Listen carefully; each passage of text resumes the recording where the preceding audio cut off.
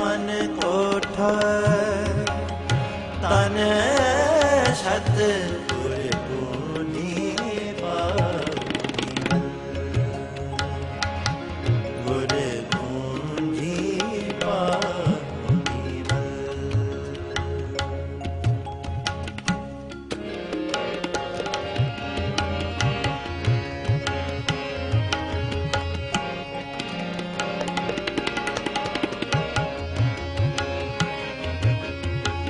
नानक गुर बिन मन का ताक न उगड़े नानक गुर बिन मन का ताक न उगड़े अवर न कुंजी हाथ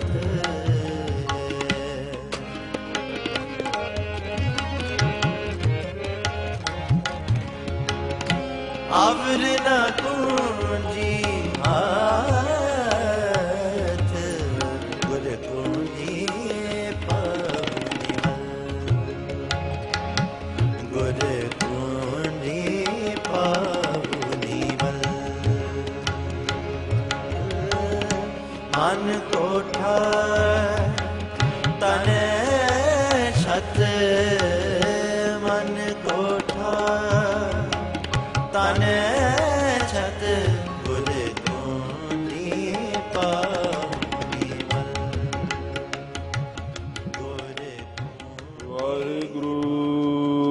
साहिब जीओ श्लोक महला दूजा गुर कुंजी पाहु निवल मन कोठा तन छत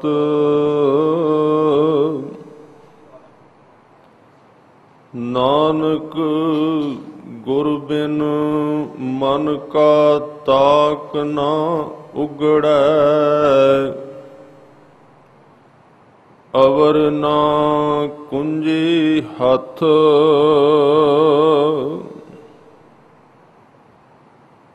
गुर कुंजी पाहु निवल मन कोठा तन छत नानक गुर बिन मन का ताक ना उगड़ै अवर ना कुंजी हथ वाहिगुरु जी का खालसा वाहिगुरु जी की फतेह। सतगुरु गरीब नवाज पातशाह श्री गुरु ग्रंथ साहिब महाराज जी दी पावन पवित्र हजूरी अंदर शोभायमान गुरु रूप साध संगत जी, आप जी हर रोज धन गुरु अंगद देव पातशाह जी दे मुखार बिंद तो उचारण किए हुए श्लोकां दी लड़ीवार विचार व्याख्या सरवण करके अपने जीवन नू सफल कर रहे हो। अज दा श्लोक सारंग की वार विच मौजूद है। सतगुरां ने इस पावन वचन विच कृपा कीती है कि मनुख दा मन कोठा है, शरीर इहदे उत्ते छत बन के पिया होया। इस मन रूपी कोठे नू मकान नू एक दरवाजा है और इस मकान दे अंदर अकाल पुरख आप मौजूद है। ਉਹ ਇਸ ਕੋਠੀ ਵਿੱਚ ਆਪ ਬੈਠਾ ਹੋਇਆ ਹੈ। ਪਰ ਇਹ ਜੋ ਦਰਵਾਜ਼ਾ ਹੈ ਇਸ ਨੂੰ ਇੱਕ ਜੰਦਰਾ ਲੱਗਾ ਹੋਇਆ ਹੈ, ਤਾਲਾ ਹੈ, ਇਸ ਨੂੰ ਲੋਕ ਹੈ। ਉਹ ਜੰਦਰਾ ਜਿਹੜਾ ਹੈ ਉਹ ਮਾਇਆ ਦਾ ਪ੍ਰਭਾਵ ਰੂਪੀ ਜੰਗਾਲ ਹੈ। ਇਸ ਮਾਇਆ ਰੂਪੀ ਜੰਦਰੇ ਨੂੰ, ਕਿਉਂਕਿ ਜਿੰਨਾ ਚਿਰ ਦਰਵਾਜ਼ਾ ਨਹੀਂ ਖੁੱਲ੍ਹਦਾ ਉਤਨਾ ਸਮਾਂ ਫਿਰ ਅੰਦਰ ਮਨੁੱਖ ਜਾ ਨਹੀਂ ਸਕਦਾ, ਮਨ ਰੂਪੀ ਕੋਠੇ ਦੇ ਅੰਦਰ, ਤੇ ਜਿੰਨਾ ਚਿਰ ਉਹਦਾ ਮਿਲਾਪ ਨਹੀਂ ਉਤਨਾ ਸਮਾਂ ਇਹਨੂੰ ਸੁੱਖ ਨਹੀਂ, ਉਹਨਾਂ ਸਮਾਂ ਇਹਨੂੰ ਤ੍ਰਿਪਤੀ ਨਹੀਂ ਮਿਲੇਗੀ। ਉਸ ਦਰਵਾਜ਼ੇ ਨੂੰ ਖੋਲ੍ਹਣ ਵਾਸਤੇ, ਉਸ ਜੰਦੇ ਨੂੰ ਖੋਲ੍ਹਣ ਵਾਸਤੇ ਚਾਬੀ ਜਿਹੜੀ ਹੈ ਉਹ ਗੁਰੂ ਕੋਲ ਹੈ। ਚਾਬੀ ਤੋਂ ਬਿਨਾਂ ਇਸ ਜੰਦਰੇ ਨੂੰ ਕੋਈ ਜਿੰਨਾ ਮਰਜ਼ੀ ਖੋਲ੍ਹਣ ਦਾ ਯਤਨ ਕਰੇ, ਕੋਈ ਹੱਠ ਕਰੇ, ਕੋਈ ਜ਼ੋਰ ਲਾਏ, ਕੋਈ ਚਲਾਕੀ ਵਰਤ ਲਵੇ, ਕੁਝ ਵੀ ਕਰੇ ਤਾਂ ਉਹ ਦਰਵਾਜ਼ਾ ਖੁੱਲ੍ਹ ਨਹੀਂ ਸਕਦਾ। ਧੰਨ ਗੁਰੂ ਗ੍ਰੰਥ ਸਾਹਿਬ ਜੀ ਦੀ ਬਾਣੀ ਵਿੱਚ ਮਨੁੱਖੀ ਸਰੀਰ ਦੀ ਬਣਤਰ ਦਾ ਵੀ ਜ਼ਿਕਰ ਕੀਤਾ ਗਿਆ ਹੈ। ਕਈ ਥਾਵਾਂ ਤੇ ਬਚਨ ਆਏ ਨੇ, ਸਰੀਰ ਦੀ ਬਣਤਰ ਬਣਾ ਕੇ ਇਹਦੇ ਅੰਦਰ ਉਹਨੇ ਜੋਤ ਰੱਖੀ ਹੈ। ਆਪਾਂ ਬਾਣੀ ਵਿੱਚ ਪੜ੍ਹਨੇ ਆ, ਹਜ਼ੂਰ ਕਹਿੰਦੇ ਨੇ ਹਰ ਜਿਉ ਗੁਫਾ ਅੰਦਰ ਰੱਖ ਕੇ ਵਾਜਾ ਪਵਨ ਵਜਾਇਆ। ਜਿੰਦ ਇਸ ਸਰੀਰ ਦੇ ਵਿੱਚ ਮਿੱਟੀ ਦੇ ਕੋਠੇ ਵਿੱਚ ਜਿੰਦ ਪਾ ਦਿੱਤੀ, ਪਰ ਕੱਲੀ ਜਿੰਦ ਜਿਹੜੀ ਹੈ, ਕੱਲੀ ਆਤਮਾ, ਉਹਦੇ ਵਿੱਚੋਂ ਅੱਗੇ ਹੋਰ ਕਈ ਚੀਜ਼ਾਂ ਬਣਾਈਆਂ, ਜਿਹਨੂੰ ਜੋਤ ਕਹਿ ਲਈਏ, ਆਤਮਾ ਕਹਿ ਲਈਏ, ਜੀਓ ਕਹੀਏ, ਜਿੰਦ ਕਹਿ ਲਈ, ਕੁਝ ਵੀ ਅਰਥ ਗੁਰਬਾਣੀ ਵਿੱਚ ਮੌਜੂਦ ਨੇ।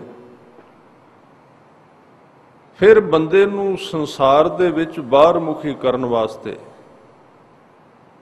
ਇਸ ਸਰੀਰ ਰੂਪੀ ਕੋਠੇ ਨੂੰ ਪਰਮਾਤਮਾ ਨੇ 9 ਦਰਵਾਜ਼ੇ ਤੇ 10ਵਾਂ ਦੁਆਰ ਲਾਇਆ। ਅੱਗੇ ਗੁਰੂ ਅਮਰਦਾਸ ਜੀ ਕਹਿੰਦੇ ਨੇ ਕਿ 9 ਦਰਵਾਜ਼ੇ ਪ੍ਰਗਟ ਕੀਏ, 9 ਦਰਵਾਜ਼ੇ ਲਾ ਦਿੱਤੇ ਇਸ ਨੂੰ। ਇਹਨਾਂ 9 ਦੇ ਰਾਹੀਂ ਬੰਦੇ ਦਾ ਸੰਪਰਕ ਸੰਸਾਰ ਨਾਲ ਬਣਦਾ ਹੈ। ਇਹਨਾਂ 9 ਵਿੱਚੋਂ ਜੇ ਕੋਈ ਕਿਸੇ ਕੋਲ ਜਿਵੇਂ ਅੱਖਾਂ ਨੇ, ਅੱਖਾਂ ਨਹੀਂ, ਸੰਸਾਰ ਨਾਲ ਸੰਬੰਧ ਪੂਰਾ ਨਹੀਂ ਬਣਦਾ। ਜੇ ਕੋਈ ਗੂੰਗਾ ਹੈ, ਇੱਕ ਮੂੰਹ ਵੀ ਇੱਕ ਦਰਵਾਜ਼ਾ ਹੈ, ਉਹਦੇ ਤੋਂ ਬਿਨਾਂ ਵੀ ਸੰਪਰਕ ਨਹੀਂ ਹੋ ਸਕਦਾ ਸੰਸਾਰ ਨਾਲ। ਇਹ ਜਿੰਨੇ ਵੀ ਦਰਵਾਜ਼ੇ ਨੇ, ਇਹ ਸਾਰੇ ਦਰਵਾਜ਼ੇ ਸਾਨੂੰ ਸੰਸਾਰ ਨਾਲ ਜੋੜਦੇ ਨੇ। ਨੱਕ, ਅੱਖਾਂ, ਨਾਸਕਾ, ਕੰਨ, ਮੂੰਹ ਆਦਿਕ। ਤਾਂ ਇਹ ਸਰੀਰ ਨੂੰ 9 ਦਰਵਾਜ਼ੇ ਵੀ ਲਾਏ। ਪਰ ਸਤਿਗੁਰੂ ਨੇ ਇੱਕ ਬਚਨ ਕੀਤਾ, ਕਹਿਣ ਲੱਗੇ 10ਵਾਂ ਗੁਪਤ ਰਖਾਇਆ। 10ਵਾਂ ਜਿਹੜਾ ਦੁਆਰ ਸੀ, 10ਵਾਂ ਯਾਨੀ ਕਿ ਇਹਨਾਂ 9 ਨੂੰ ਚਲਾਉਣ ਵਾਲੀ ਧਿਆਨ ਸ਼ਕਤੀ, ਜਿਹੜੀ ਇੱਕ ਥਾਂ ਤੇ ਨਹੀਂ ਟਿਕਦੀ। ਇੱਕ ਉਹਦਾ ਸੈਂਟਰ ਵੀ ਹੈ ਸਰੀਰ ਵਿੱਚ, ਇੱਕ ਉਹਦਾ ਕੇਂਦਰ ਵੀ ਹੈ। ਯੋਗੀਆਂ ਨੇ ਆਪਣੇ ਢੰਗ ਨਾਲ ਕਿਹਾ ਵੀ 10ਵਾਂ ਦੁਆਰਾ ਕਿੱਥੇ ਹੈ। ਗੁਰੂ ਸਾਹਿਬ ਨੇ ਵੀ ਕਿਤੇ ਕਿਤੇ ਦੀ ਵਿਆਖਿਆ ਕੀਤੀ ਹੈ, ਪਰ ਗੁਰਮਤ ਅਨੁਸਾਰ ਇਹ ਜਿਹੜਾ ਦਰਵਾਜ਼ਾ ਹੈ ਇਹ ਸੂਖਸ਼ਮ ਹੈ, ਅਸਥੂਲ ਨਹੀਂ ਹੈ। ਜਿਵੇਂ ਦੂਜੇ ਦਰਵਾਜ਼ੇ ਅਸਥੂਲ ਨੇ ਨਾ, ਅਸਥੂਲ ਦਾ ਮਤਲਬ ਮਾਸ ਦੇ ਬਣੇ ਹੋਏ ਨੇ। ਨੱਕ ਹੈ ਮਾਸ ਦਾ ਬਣਿਆ, ਅੱਖਾਂ ਨੇ ਮਾਸ ਦੀਆਂ ਬਣੀਆਂ ਨੇ, ਕੰਨ ਮਾਸ ਦਾ ਬਣਿਆ ਹੋਇਆ, ਸਾਰੇ ਦਿਸਦੇ ਨੇ। ਇਹਨਾਂ ਦਾ ਡਾਕਟਰੀ ਇਲਾਜ ਵੀ ਹੈ। ਪਰ ਜਿਹਨੂੰ ਗੁਰੂ ਅਮਰਦਾਸ ਜੀ ਨੇ ਕਿਹਾ ਕਿ 10ਵਾਂ ਗੁਪਤ ਰਖਾਇਆ, ਇੱਥੇ ਗੁਪਤ ਦੇ ਅਰਥ ਕੀ ਸਨ? ਗੁਪਤ ਦੇ ਅਰਥ ਸਨ ਜਿਹੜਾ ਦਿਸਦਾ ਨਹੀਂ। ਚਿੱਤਰ ਗੁਪਤ, ਉਹ ਤਸਵੀਰ ਜਿਹੜੀ ਦਿਸੇ ਨਾ ਪਰ ਹੈ। ਜਿਵੇਂ ਅਸੀਂ ਕਹਿੰਦੇ ਆ कि मेरा मन नहीं करता, तो अंदरों मन नूं फड़न जाइए तो है किते नहीं, है भी जरूर पर दिसदा नहीं। ਤਾਂ ਜਿਹੜੀ ਸਾਡੀ ਧਿਆਨ ਦੀ ਸ਼ਕਤੀ ਇਹਨਾਂ ਨੌਵਾਂ ਨੂੰ ਚਲਾ ਰਹੀ, ਸਾਡੀਆਂ ਅੱਖਾਂ ਨੂੰ, ਜੇ ਉਹ ਦਸਵਾਂ ਹੈ ਇਹਨਾਂ ਅੱਖਾਂ ਵਿੱਚ ਤੇ ਕੰਮ ਕਰਨਗੀਆਂ। ਨਹੀਂ ਤੇ ਕਈ ਵਾਰੀ ਆਦਮੀ ਇੱਕ ਪੁਲ ਤੋਂ ਗੁਜ਼ਰਦਾ ਹੈ, ਅੱਖਾਂ ਨਾਲ ਸਭ ਕੁਝ ਵੇਖ ਕੇ ਆਇਆ, ਤੇ ਜਦੋਂ ਅੱਗੇ ਗਿਆ ਉਹਨੂੰ ਕਿਸੇ ਨੇ ਪੁੱਛਿਆ ਵੀ ਨਦੀ ਵਿੱਚ ਪਾਣੀ ਆਇਆ ਸੀ ਜਿਸ ਪੁਲ ਤੋਂ ਗੁਜ਼ਰਿਆ, ਤਾਂ ਇੱਕਦਮ ਕਹੇਗਾ पूरी तरह मैं दस नहीं सकता। क्यों? वेखी तो है, नदी तो वेखी, अखां ने नदी वेखी जरूर, पर वो जिहड़ा दसवां सी उन्हें विच काम नहीं किया, जिस करके अखां ने वेखण दे बावजूद भी काम नहीं किया। वो वेख के भी दस नहीं सकिया। वो फिर एक शब्द वरत देंदा मोटा जिहा, कहंदा जी ख्याल नहीं आया। ख्याल का मतलब दसवां, ध्यान का मतलब दसवां जिहड़ा वो चल रहा है।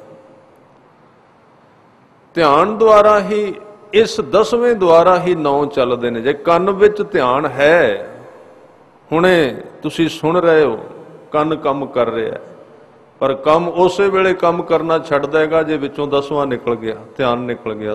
कम कन नहीं करेगा, काम स्रोत काम नहीं करेगी। हत्थां दे विच दसवां है तो हथ काम करनगे। यानी कि जिहड़ा दसवां है ना वो बड़ा कीमती, उन्होंने समझ लेना चाहिए चंगी तरह। तो जिहड़ा विशा धर्म का है, जिहड़ा विशा ध्यान का है, गुरबाणी का है, शब्द का है, नाम का है, रब नूं चेते करन दा विशा है, ਉਹਦੇ ਅੰਦਰ ਤੇ ਇਉਂ ਕਹੀਏ ਕਿ ਇਹ 9 ਦੇ 9 ਕੰਮ ਬਿਲਕੁਲ ਹੀ ਨਹੀਂ ਕਰਦੇ ਜੇ ਵਿੱਚ ਉਹ ਦਸਵਾਂ ਹੈ ਨਹੀਂ। ਤੇ ਜੇ ਵਿੱਚ ਧਿਆਨ ਵਾਲਾ ਦਰਵਾਜ਼ਾ ਹੈ ਨਹੀਂ, ਉਹਨੂੰ ਸਮਝ ਲੈਣਾ ਚਾਹੀਦਾ। ਜਿਸ ਬੰਦੇ ਦਾ ਦਸਵਾਂ ਕੰਮ ਨਹੀਂ ਕਰਦਾ ਉਹ ਬੰਦਾ ਧਾਰਮਿਕ ਹੈ ਹੀ ਨਹੀਂ, ਖਿਆਲ ਰੱਖ ਲੈਣਾ। ਹੋਰ ਕਈ ਤਰੀਕੇ ਜਿਹੜੇ ਮੈਂ ਉਹਨਾਂ ਦੀ ਗੱਲ ਨਹੀਂ ਕਰ ਰਿਹਾ ਵੀ इधर नासका बंद करके ऊपर ध्यान चढ़ाया तो दसवां खुल गया तो चांदन, यदी मैं नहीं गल कर रहा। वो कोई जाएगा हुण जिहड़ा बंदा किसी राह तो लंघिया तो राह विच कई चीज़ां आउंदियां ने, उन्हां चीज़ां दा की अर्थ हो सकदा? कोई चांदन होवे, बड़े लोग कहंदे ने असीं जदों बहिने आ ये चांदन दिसदा है, मन की कल्पना हो सकती है। जां कई वारी ਜਦੋਂ ਬੰਦਾ ਸ਼ਬਦ ਨਾਲ ਜੁੜਦਾ ਹੈ ਤਾਂ ਸੁਰਤ ਸਰੀਰ ਨੂੰ ਪਾਰ ਕਰਦੀ ਹੈ। ਤੇ ਸਰੀਰ ਦੇ 5 ਤੱਤ ਨੇ, 5 ਸਥੂਲ ਤੱਤ ਨੇ, 5 ਸੂਖਸ਼ਮ ਨੇ।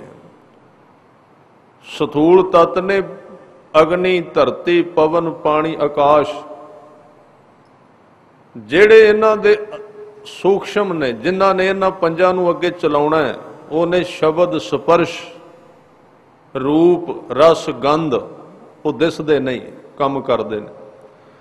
ਉਹ ਜਦੋਂ ਬੰਦੇ ਦੀ ਸੁਰਤ ਸ਼ਬਦ ਵੱਲ ਜਾਂਦੀ ਹੈ ਨਾ ਤੇ ਇਹਨਾਂ ਪੰਜਾਂ ਰਸਾਂ ਵਿੱਚੋਂ ਨਿਕਲਦੀ, ਸ਼ਬਦ, ਸਪਰਸ਼, ਰੂਪ, ਰਸ, ਗੰਧ, ਪੰਜਾਂ ਨੂੰ ਪਾਰ ਕਰਦੀ ਹੈ। ਤੇ ਇਹਨਾਂ ਦੇ ਆਪਣੇ ਆਪਣੇ ਰੰਗ ਨੇ, ਉਹ ਰੰਗ ਦਿਸਣ ਲੱਗ ਪੈਂਦੇ ਨੇ।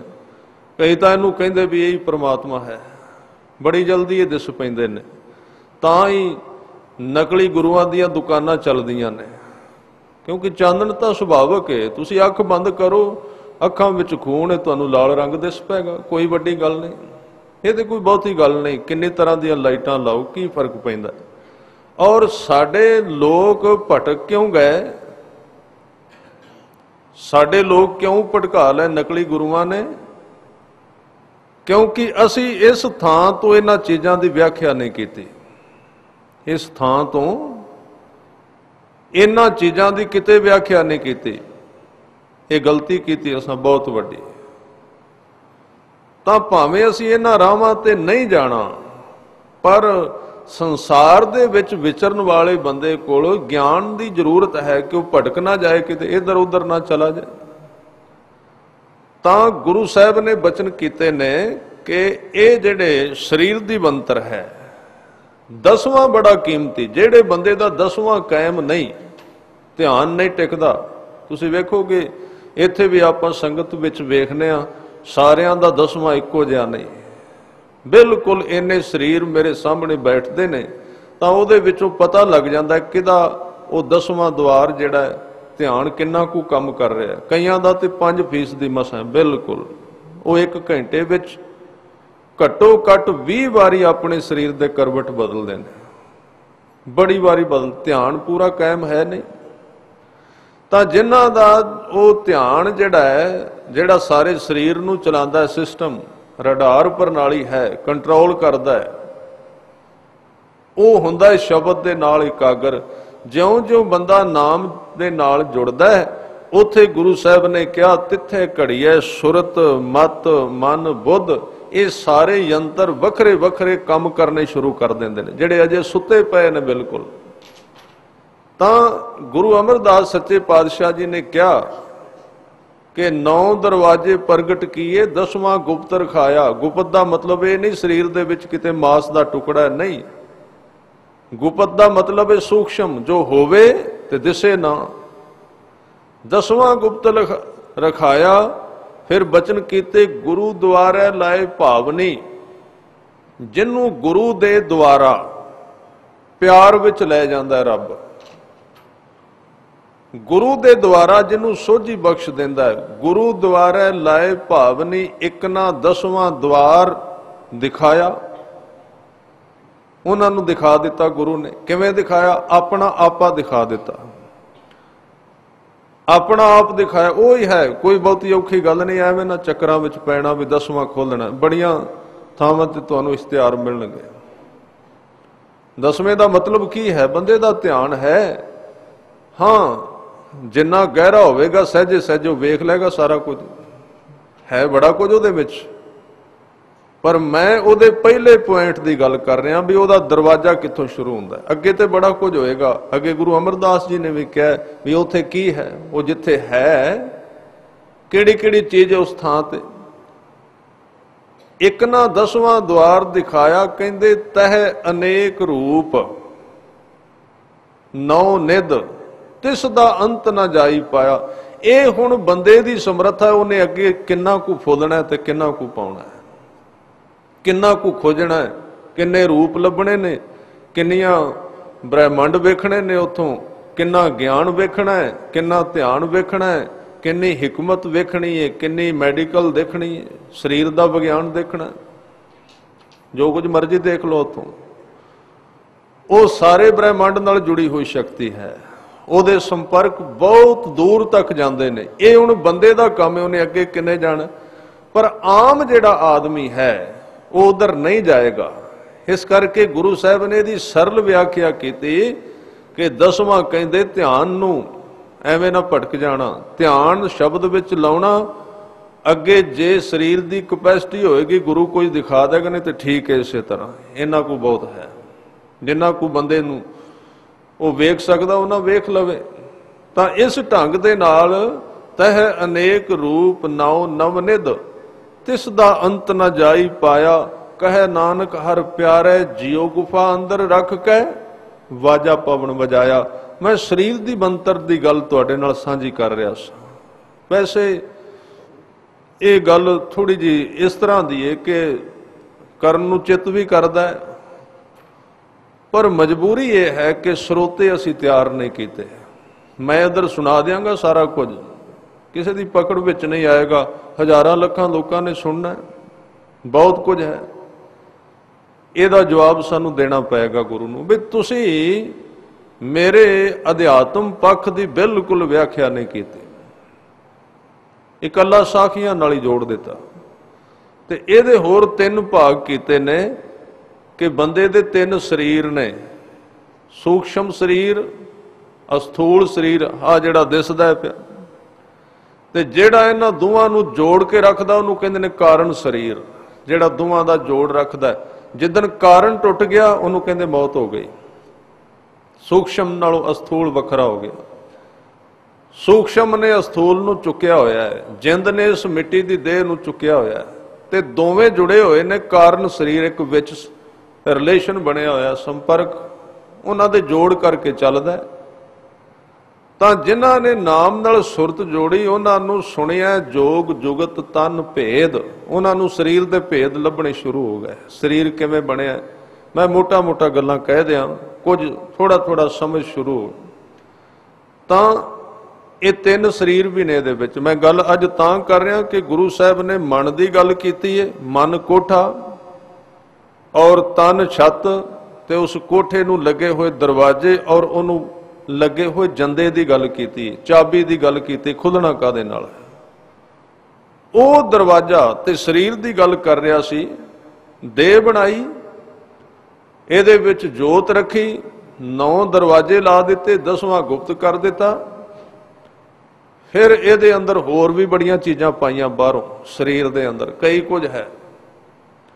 ਇਹਦੇ ਵਿੱਚ ਫਿਰ ਸੰਸਾਰ ਨੂੰ ਚਲਾਉਣ ਵਾਸਤੇ, ਕਿਉਂਕਿ ਬੰਦੇ ਨੂੰ ਬਾਹਰ ਮੁਖੀ ਕਰਨਾ ਸੀ, ਵੇਖੇਗਾ, ਖਿੱਚ ਪਏਗੀ ਇਹਨੂੰ, ਕੰਮ ਕਰੇਗਾ, ਮਕਾਨ ਬਣਾਏਗਾ, ਅੱਗੇ ਹੋਰ ਸੰਸਾਰ ਵਧੇਗਾ।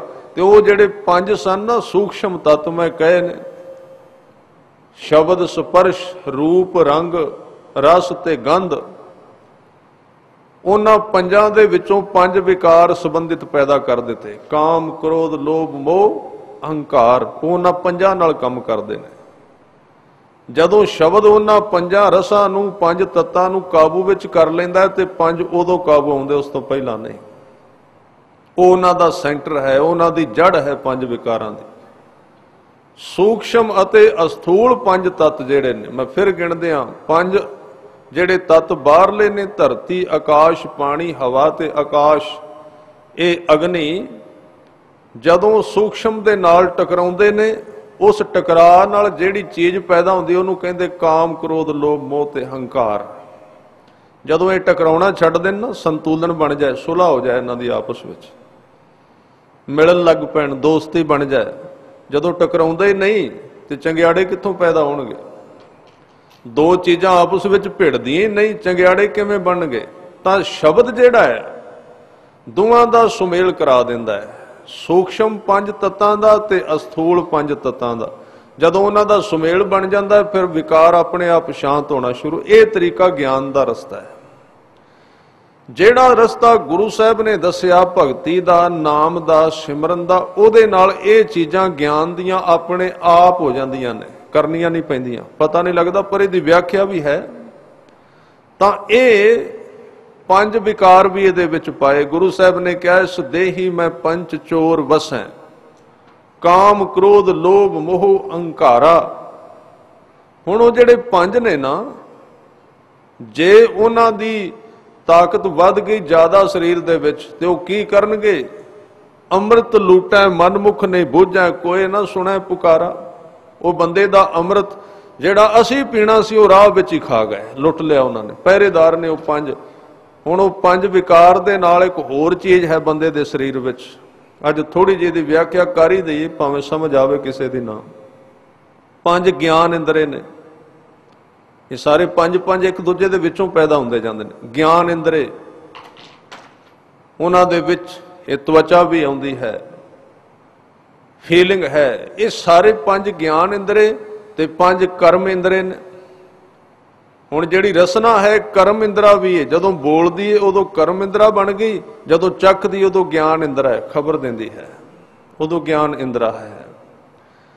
5 ਕਰਮ ਇੰਦਰੇ ਬਣਾਏ ਤੇ 5 ਗਿਆਨ ਇੰਦਰੇ ਬਣਾ ਦਿੱਤੇ।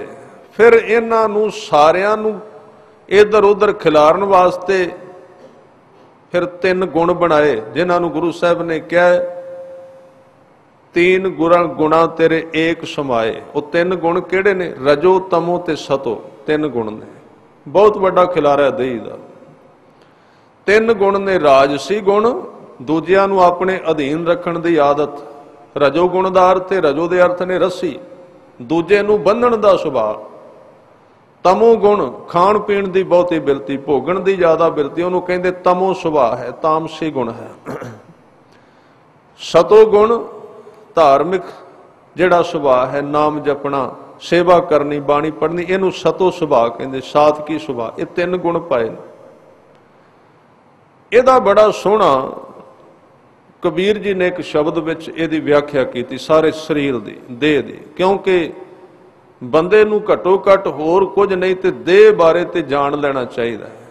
ਇਹ ਜਿਹੜੇ ਮੈਂ ਸ਼ਬਦ ਕਹਿ ਰਿਹਾ ਨਾ, ਜਿਨ੍ਹਾਂ ਨੇ ਕੁਝ ਵੇਦ ਵਿਦਾਂਤ ਪੜ੍ਹਿਆ ਉਹ ਸੋਚਣਗੇ ਵੇਦਾਂ ਦੀ ਵਿਆਖਿਆ। ਸੱਚ ਤਾਂ ਇਹ ਹੈ ਗੁਰਬਾਣੀ ਨੇ ਇਹਦੀ ਸਰਲ ਬੜੀ ਵਿਆਖਿਆ ਕੀਤੀ ਹੈ। ਜਿੰਨੀਆਂ ਚੀਜ਼ਾਂ ਮੈਂ ਕਹਿ ਰਿਹਾ ਨਾ ਤੁਹਾਡੇ ਸਾਹਮਣੇ, ਵੇਦਾਂ ਨੇ ਉਹਨਾਂ ਨੂੰ ਬੜਾ ਕਠਿਨ ਕਿਹਾ ਹੈ, ਜਾਂ ਪੁਰਾਣੇ ਧਾਰਮਿਕ ਗ੍ਰੰਥ ਜਿਹੜੇ ਨੇ, ਪਰ ਗੁਰੂ ਗ੍ਰੰਥ ਸਾਹਿਬ ਨੇ ਸਰਲ ਸਿੱਧੇ ਬਿਲਕੁਲ ਆਮ ਬੰਦੇ ਦੀ ਸਮਝ ਆਉਣ ਵਾਲੇ ਸ਼ਬਦਾਂ ਦੇ ਵਿੱਚ ਇਹਦੀ ਵਿਆਖਿਆ ਕੀਤੀ ਹੈ। ਮੈਂ ਕਬੀਰ ਜੀ ਦਾ ਇੱਕ ਸ਼ਬਦ ਤੁਹਾਡੇ ਨਾਲ ਸਾਂਝਾ ਕਰ ਦਿਆਂ। ਹੁਣ ਇਹਦੇ ਵਿੱਚ ਉਹਨਾਂ ਨੇ 6 ਚੱਕਰਾਂ ਦੀ ਗੱਲ ਕੀਤੀ, ਧਿਆਨ ਦਿਓ। ਖਟ ਨੇਮ, ਖਟ ਕਹਿੰਦੇ 6 ਨੂੰ, ਨੇਮ ਕਹਿੰਦੇ ਨੇ ਸਿਸਟਮ ਨੂੰ। ਜੋਗੀਆਂ ਨੇ ਕਿਹਾ 6 ਚੱਕਰ ਨੇ, ਗੁਰੂ ਸਾਹਿਬ ਨੇ ਜੋਗ ਮਤ ਤੋਂ ਚੁੱਕ ਕੇ ਗੁਰਮਤ ਨਾਮ ਨਾਲ ਜੋੜਿਆ। 6 ਸਿਸਟਮ ਨੇ ਸਰੀਰ ਨੂੰ ਜਿਹੜੇ ਚਲਾਉਂਦੇ ਨੇ, 6 ਸਿਸਟਮ ਉਹਨਾਂ ਨੂੰ ਕਹਿ ਲਈ। ਖਟ ਨੇਮ, ਨੇਮ ਦਾ ਮਤਲਬ ਹੁੰਦਾ ਜਿਹੜੀ ਚੀਜ਼ ਨਾਲ ਕਿਸੇ ਨੂੰ ਕੰਟਰੋਲ ਕਰ ਲਿਆ ਜਾਏ। ਸਰੀਰ ਦੇ 6 ਚੱਕਰ ਨੇ, ਉਹ 6 ਚੱਕਰ ਸ਼ਬਦ ਸਾਰਿਆਂ ਨੂੰ ਕੰਟਰੋਲ ਵਿੱਚ ਰੱਖਦਾ ਹੈ। ਜੇ ਨਾਮ ਨਹੀਂ ਅੰਦਰ ਤੇ ਕੀ ਹੋਵੇਗਾ? ਤੁਹਾਡੀ ਅਲਾਈਨਮੈਂਟ ਡਿੱਗੀ ਹੋ ਗਈ, ਗੱਡੀ ਸਿੱਧੀ ਨਹੀਂ ਜਾਏਗੀ। 6 ਚੱਕਰ, ਚੱਕਰ ਦਾ ਮਤਲਬ ਕੀ ਹੁੰਦਾ? ਜਿਹੜੀ ਚੀਜ਼ ਘੁੰਮਦੀ ਹੈ। ਬੰਦੇ ਦੇ ਸਰੀਰ ਵਿੱਚ ਇਹ ਘੁੰਮਦੇ ਰਹਿੰਦੇ ਨੇ, ਜਦੋਂ ਇਹਨਾਂ ਦੀ ਸਪੀਡ ਇੱਕ ਦੂਜੇ ਨਾਲ ਮਿਲਦੀ ਨਹੀਂ, ਅੰਦਰ ਐਕਸੀਡੈਂਟ ਹੋ ਜਾਂਦਾ। ਤਾਂ ਹੀ ਤੇ ਮਨ ਨਹੀਂ ਟਿਕਦਾ, ਆਪਸ ਵਿੱਚ ਨਹੀਂ ਜੁੜਦੇ। ਆਪਸ ਵਿੱਚ ਇਹਨਾਂ ਦੀ ਇੱਕ ਸਪੀਡ ਕੁਦਰਤੀ ਹੈ, ਉਹ ਗਵਾਚ ਜਾਂਦੀ ਜਦੋਂ ਬੰਦਾ ਮਾਇਆ ਵਿੱਚ ਬਹੁਤਾ ਧਿਆਨ ਰੱਖਦਾ ਹੈ, ਵਿਕਾਰਾਂ ਵਿੱਚ ਬਹੁਤਾ ਡਿੱਗ ਪੈਂਦਾ, ਤ੍ਰਿਸ਼ਨਾ ਜ਼ਿਆਦੀ ਜਾਗ ਪੈਂਦੀ, ਤੇ ਉਹ ਜਿਹੜੀਆਂ ਅੰਦਰ ਦੀਆਂ ਤ੍ਰਿਸ਼ਨਾ ਨਾਲ ਅੰਦਰ ਭੁਚਾਲ ਆਉਂਦਾ। ਕੀ ਹੁੰਦਾ ਹੈ ਕਿ ਇਹ ਜਿਹੜੇ ਚੱਕਰ ਨੇ ਨਾ, ਇਹਨਾਂ ਦੀ ਸਪੀਡ ਘੱਟ ਵੱਧ ਹੋ ਜਾਂਦੀ ਹੈ। ਜਦੋਂ ਘੱਟ ਵੱਧ ਹੁੰਦੀ ਹੈ, ਰੋਗ ਉੱਥੋਂ ਪੈਦਾ ਹੁੰਦੇ ਨੇ, ਸਾਰੇ ਸਰੀਰ ਦੇ ਰੋਗ ਉੱਥੋਂ ਆਉਂਦੇ ਨੇ। ਤਾਂ ਹੀ ਗੁਰੂ ਸਾਹਿਬ ਨੇ ਕਿਹਾ ਸੀ ਸਰਬ ਰੋਗ ਕਾ ਔਖਦ ਨਾਮ, ਕਿਉਂਕਿ ਨਾਮ ਇਹਨਾਂ ਦੀ ਗਤੀ ਨੂੰ ਬਿਲਕੁਲ ਠੀਕ ਕਰ ਦਿੰਦਾ ਹੈ, ਕੁਦਰਤੀ ਬਣਾ ਦਿੰਦਾ ਹੈ, ਸੰਤੁਲਨ ਵਿੱਚ ਕਰ ਦਿੰਦਾ ਹੈ। ਉਹ 3 ਗੁਣ ਨੇ ਜਿਹੜੇ ਰਜੋ ਤਮੋ ਸਤੋ, ਉਹਨਾਂ ਨੂੰ ਵੀ ਬਿਲਕੁਲ ਕੰਟਰੋਲ ਵਿੱਚ ਕਰ ਦਿੰਦਾ, ਜਿੰਨੀ ਜਿੰਨੀ ਉਹਨਾਂ ਦੀ ਪਰਸੈਂਟੇਜ ਚਾਹੀਦੀ ਹੈ। ਉਹ ਜਿਹੜੇ ਸੂਖਸ਼ਮ 5 ਤੱਤ ਨੇ ਤੇ ਅਸਥੂਲ 5 ਤੱਤ ਨੇ, ਉਹਨਾਂ ਦਾ ਵੀ ਆਪਸ ਵਿੱਚ ਸਮਝੌਤਾ ਕਰਾ ਦਿੰਦਾ, ਜੋੜ ਬਣਾ ਦਿੰਦਾ ਹੈ। ਇਹ ਸਾਰੀਆਂ ਚੀਜ਼ਾਂ ਨੇ ਸਰੀਰ ਦੇ ਅੰਦਰ। ਜੇ ਕਿਤੇ ਇਹ ਸ਼ੁੱਧ ਹੋ ਜਾਣ ਤੇ ਸਾਰੀਆਂ ਸ਼ੁੱਧ ਹੋ ਸਕਦੀਆਂ ਕਿ ਸ਼ਬਦ ਨਾਲ ਸੁਰਤ ਜੁੜੇ। ਤਾਂ ਜਦੋਂ ਇਹ ਸ਼ਬਦ ਦੇ ਨਾਲ ਸੁਰਤ ਜੁੜ ਗਈ, ਕਬੀਰ ਜੀ ਨੇ ਬਚਨ ਕੀਤਾ, ਖਟ ਨੇਮ ਕਰ ਕੋਠੜੀ ਬਾਂਧੀ। ਕੋਠੜੀ ਕਹਿੰਦੇ ਸਰੀਰ ਨੂੰ, ਇਹ ਜਗ ਸੱਚੇ ਕੀ ਹੈ ਕੋਠੜੀ। ਖਟ ਨੇਮ, ਖਟ ਕਹਿੰਦੇ 6 ਨੂੰ, ਕੋਠੜੀ ਬਾਂਧੀ ਸਰੀਰ ਬਣਾਇਆ, ਵਸਤ ਅਨੂਪ ਵਿੱਚ ਪਾਈ। ਇਹਦੇ ਵਿੱਚ ਇੱਕ ਅਨੂਪ ਵਸਤੂ ਪਾ ਦਿੱਤੀ, ਜੋਤ ਭਰ ਦਿੱਤੀ ਸਰੀਰ ਦੇ ਅੰਦਰ। ਕੁੰਜੀ ਕੁਲਫ ਪ੍ਰਾਨ ਕਰ ਰੱਖੇ। ਕੁਲਫ ਦੇ ਅਰਥ ਵੀ ਜੰਦਰਾ ਨੇ, ਜਿਵੇਂ ਇੱਥੇ ਨਿਵਲ ਕਿਹਾ ਹੈ ਨਾ ਗੁਰੂ ਅੰਗਦ ਦੇਵ ਜੀ ਨੇ, ਕੁਲਫ ਦੇ ਅਰਥ ਨੇ ਜੰਦਰਾ। ਕੁੰਜੀ ਤੇ ਕੁਲਫ, ਕੁਲਫ ਦੇ ਅਰਥ ਨੇ ਜੰਦਰਾ। ਇਹ ਜਿਹੜੀ ਅਨੂਪ ਵਸਤੂ ਹੈ ਨਾ, ਜਿਹਨੂੰ ਅੰਮ੍ਰਿਤ ਕਿਹਾ ਹੈ, ਜਿਹਨੂੰ ਨਾਮ ਨਿਧਾਨ ਕਿਹਾ, ਮਨ ਮੇਰਿਆ ਅੰਤਰ ਤੇਰੇ ਨਿਧਾਨ ਹੈ, ਬਾਹਰ ਵਸਤ ਨਾ ਭਾਲ। ਜਿਹਨੂੰ ਗੁਰੂ ਗ੍ਰੰਥ ਸਾਹਿਬ ਜੀ ਨੇ ਕਿਹਾ ਕਿ ਸਭ ਕਿਛ ਘਰ ਮੈਂ ਬਾਹਰ ਨਾਹੀ, ਬਾਹਰ ਟੋਲੇ ਸੋ ਭਰਮ ਭੁਲਾਹੀ। ਜਿਹਨੂੰ ਸਤਿਗੁਰੂ ਨੇ ਕਿਹਾ ਵੀ ਅੰਤਰ ਖੂੰਟਾ ਅੰਮ੍ਰਿਤ ਭਰਿਆ, ਸ਼ਬਦੇ ਕਾਢ ਪੀਏ ਪਨਹਾਰੀ। ਉਹ ਜਿਹੜੀ ਅੰਦਰ ਦਾਤ ਪਾਈ ਰੱਬ ਨੇ, ਉਹ ਬੰਦੇ ਦੀ ਖੁਰਾਕ ਸੀ। ਜਿੱਦਣ ਉਹ ਮਿਲ ਗਈ, ਬਾਦਸ਼ਾਹ ਹੋ ਗਿਆ ਆਦਮੀ, ਸਿੰਘਾਸਣ ਮਿਲ ਗਿਆ। ਫਿਰ ਉਹਨੂੰ ਕਿਸੇ ਦੀ ਪਰਵਾਹ ਨਹੀਂ, ਕੋਈ ਉਹਨੂੰ ਦੁੱਖ ਨਹੀਂ। ਇਹ ਜਦੋਂ ਮਿਲਿਆ ਨਾ ਭਗਤ ਰਵਿਦਾਸ ਜੀ ਨੂੰ, ਤਾਂ ਉਹਨਾਂ ਨੇ ਕਿਹਾ ਬੇਗਮਪੁਰਾ ਸ਼ਹਿਰ ਕੋ ਨਾਉ। ਬੰਦੇ ਨੂੰ ਇਹ ਦਾਤ ਮਿਲ ਗਈ, ਨਿਸ਼ਾਨੀ ਕੀ? ਗਮ ਉੱਥੇ ਦਿਸਦਾ ਹੀ ਨਹੀਂ। ਫਿਰ ਹੁਣ ਕਿੰਨੀ ਕੀਮਤੀ ਅਵਸਥਾ ਹੋਏਗੀ ਬੰਦੇ ਨੂੰ ਗਮ ਹੀ ਨਾ ਘੇਰੇ। ਨਹੀਂ ਤੇ ਇੱਥੇ ਤਾਂ ਹੈ ਨਹੀਂ ਗਮ, ਚੌਵਾਂ ਪਾਸਿਓਂ ਪਰਿਵਾਰ ਦੇ ਗਮ, ਸੰਸਾਰ ਦੇ ਗਮ, ਸਰੀਰ ਦੇ ਰੋਗ, ਇੱਜ਼ਤ ਬੇਇੱਜ਼ਤੀ ਦਾ ਸਵਾਲ, ਗਰੀਬੀ ਅਮੀਰੀ, ਰੋਜ਼ ਦੇ ਝਗੜੇ ਨੇ। ਇੱਕ ਖਤਮ ਹੁੰਦਾ ਦੂਜੇ ਖੜੇ ਹੋ ਜਾਂਦੇ। ਪਰ ਜਦੋਂ ਉਹ ਵਸਤ ਅਨੂਪ ਮਿਲ ਗਈ ਨਾ ਅੰਦਰੋਂ, ਜਿਹਨੂੰ ਨਾਮ ਕਿਹਾ ਗੁਰੂ ਸਾਹਿਬ ਨੇ, ਤੇ ਉਹ ਅੰਦਰ ਬੰਦ ਕੀਤੀ ਹੋਈ ਏ, ਉਹਨੂੰ ਜੰਦਰਾ ਮਾਰਿਆ ਹੋਇਆ। ਪ੍ਰਾਣ ਦਾ ਅਰਥ ਹੈ ਸਵਾਸਾਂ ਦਾ ਜੰਦਰਾ ਮਾਰਿਆ। ਜਦੋਂ ਉਹ ਮਿਲ ਗਈ ਤੇ ਬੇਗਮਪੁਰਾ ਸ਼ਹਿਰ ਕੋ ਨਾਉ, ਦੁਖ ਅੰਦੋ ਨਹੀਂ ਤੇ ਠਾਉ। उस थां ते ना दुख है, ना उथे अंदोह दे अर्थ ने झोरा चिंता है, ना तसवीस खिराज ना माल, ना ते ये हुंदा है भी हुण ये माया जिहड़ी ये कोल तां है, लुकाईए किथे, राह विच मरवा ही ना दे, ये भी कोई परवाह नहीं। गुप्त है सारी माया, सूक्ष्म है। ना तसवीस खिराज ना माल, खौफ ना खता, एक ऐसी दशा जिथे डर नहीं रहिंदा। खता दे अर्थ ने गलती। वैसे तां सिੱਖੀ एक गल नाल संबंधित है कि गुरमुख कदी भी नहीं कहिंदा कि हुण मेरे तो गलती नहीं हो सकती। हमेशा अरदास करदा है, भावें अखीरला वक्त क्यों ना आ जाए। और ये सिद्धांत दिता है कि हंकार ना आ जाए। बचन कीते कि कबीर गर्ब ना कीजिए, रंक ना हसीए कोई। रंक का मतलब हुंदा गरीब नूं वेख के हसी ना, भावें किहड़े पक्ष विच होवे गरीब। सरीरक तौर ते भी गरीब हो सकता है, कोई कमजोर है सरीरक तौर ते, करूप है, बीमार है, रोगी है। जे बेचारा वो तुरदा है ना डिंगा सीधा होकर उन्होंने वेख के हसी ना, बड़ी बड़ी गलती हो जाएगी। तेरे कोल तेरे चौवां पासे इन्नी जबरदस्त सिक्योरिटी है जिहड़ी तेरी इस हरकत नूं बर्दाश्त नहीं करेगी। रंक ना हसीया कोई, जे कोई धन दे तौर ते घट है उहदे वल्लों वेख के भी हसी ना।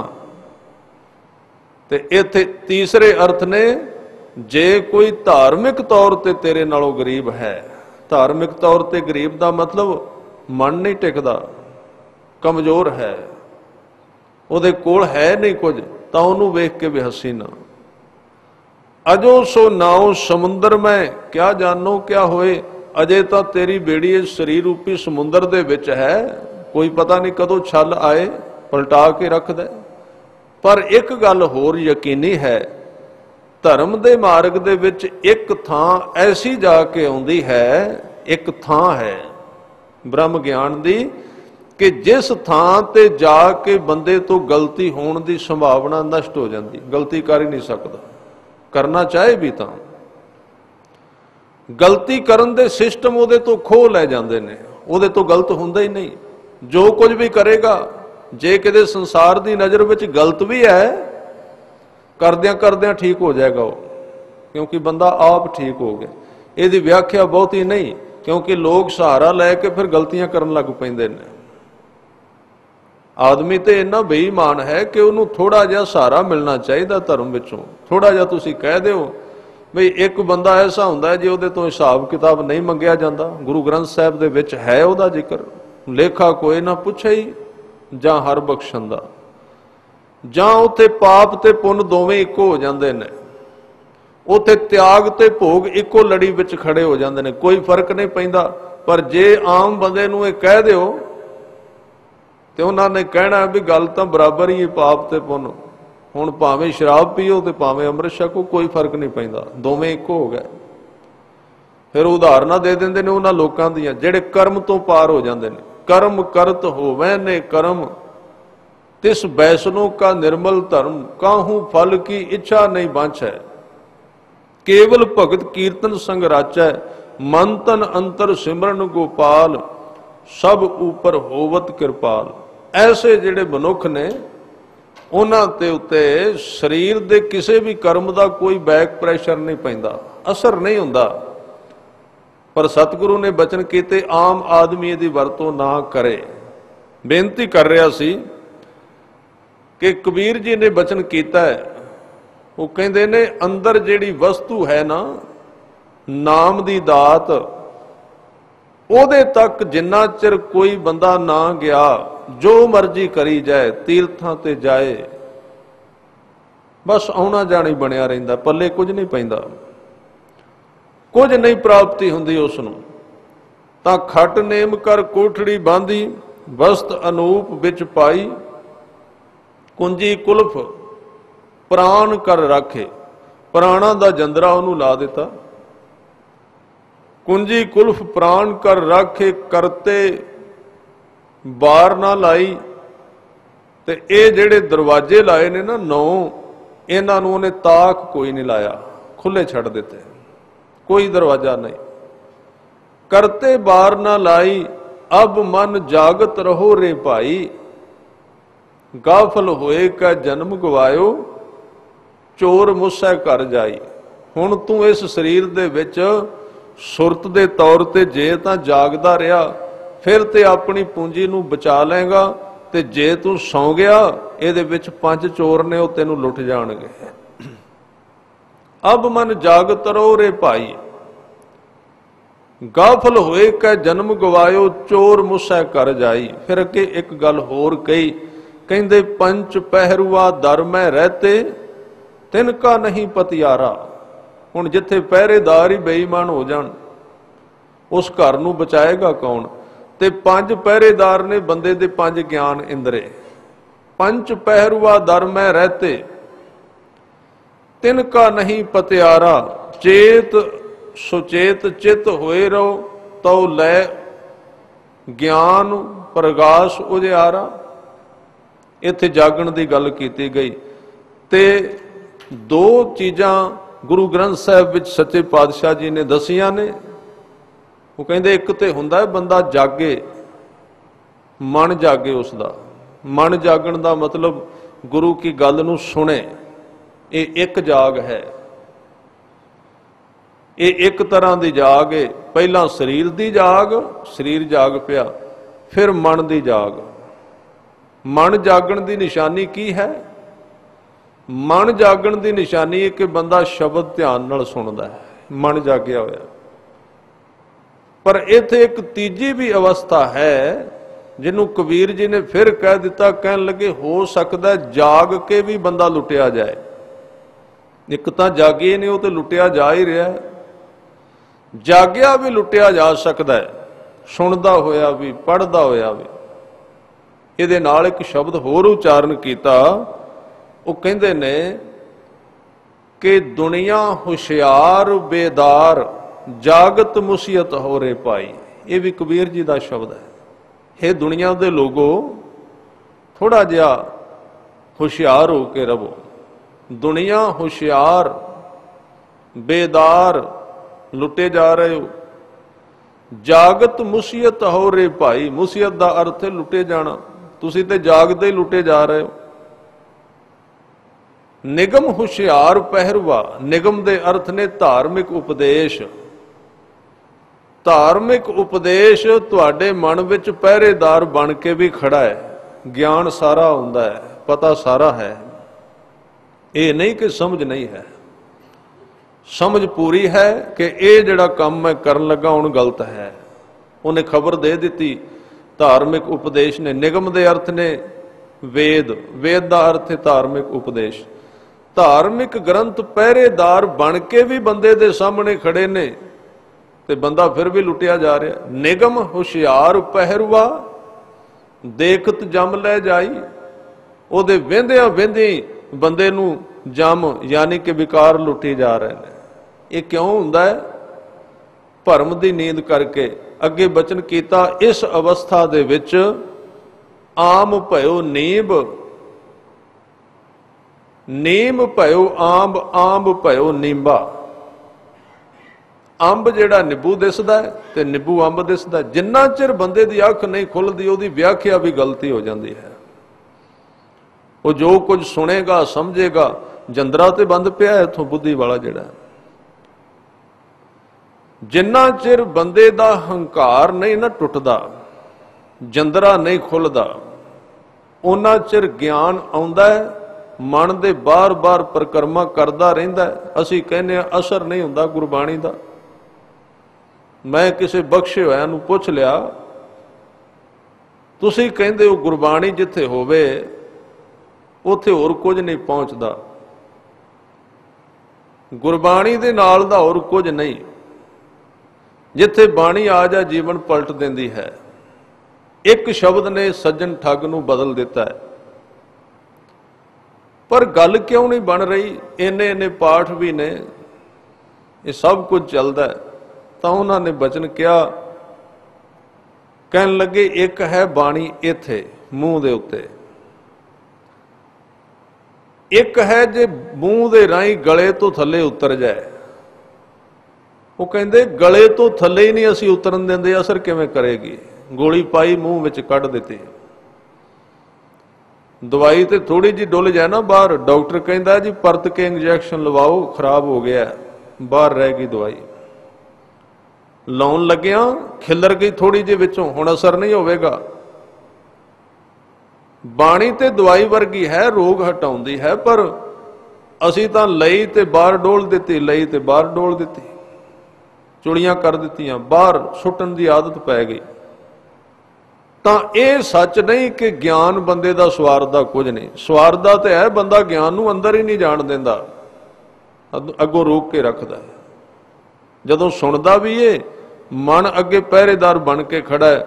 ਉਹ ਕਹਿੰਦਾ ਵੀ ਜਿਹੜਾ ਸੁਣਾਇਆ ਜਾਂਦਾ ਹੈ ਨਾ, ਧਿਆਨ ਨਾਲ ਸੁਣਨਾ, ਕਿਤੇ ਤੁਹਾਨੂੰ ਕੋਈ ਧੋਖਾ ਨਾ ਦੇ ਜਾਏ, ਤੁਹਾਨੂੰ ਕਿਤੇ ਕੋਈ ਗਲਤ ਰਾਹ ਤੇ ਨਾ ਤੋਰ ਜਾਏ। ਅਸੀਂ ਆਮ ਕਹਿੰਦੇ ਹਾਂ ਵੇਖ ਕੇ ਜਾਣਾ, ਕਿਤੇ ਲੁੱਟੇ ਨਾ ਜਾਓ। ਤੇ ਧੋਖੇ ਵਿੱਚ ਤੇ ਉਹਨੂੰ ਧੋਖਾ ਦਿੱਤਾ ਜਾ ਸਕਦਾ ਜਿਹੜਾ ਪਹਿਲਾਂ ਧੋਖੇ ਤੋਂ ਬਚਿਆ ਹੋਵੇ। ਜਿਹੜਾ ਪਹਿਲਾਂ ਹੀ ਧੋਖੇ ਵਿੱਚ ਫਸਿਆ ਹੋਇਆ ਹੈ, ਉਹਨੂੰ ਹੋਰ ਧੋਖਾ ਦੇਣਾ ਕੀ ਅਰਥ ਰੱਖਦਾ ਹੈ। ਚੋਰ ਦੇ ਘਰ ਚੋਰ ਪੈ ਜਾਏ, ਕੀ ਫਰਕ ਪੈਂਦਾ ਹੈ। ਅਸੀਂ ਕਹਿੰਦੇ ਹਾਂ ਵੇਖਿਆ ਜੇ ਲੁੱਟੇ ਨਾ ਜਾਇਆ ਜੇ, ਲੁੱਟੇ ਕੀ ਜਾਣਾ ਹੈ। ਇੱਕ ਸੱਜਣ ਪਿਆ ਹੋਇਆ ਸੀ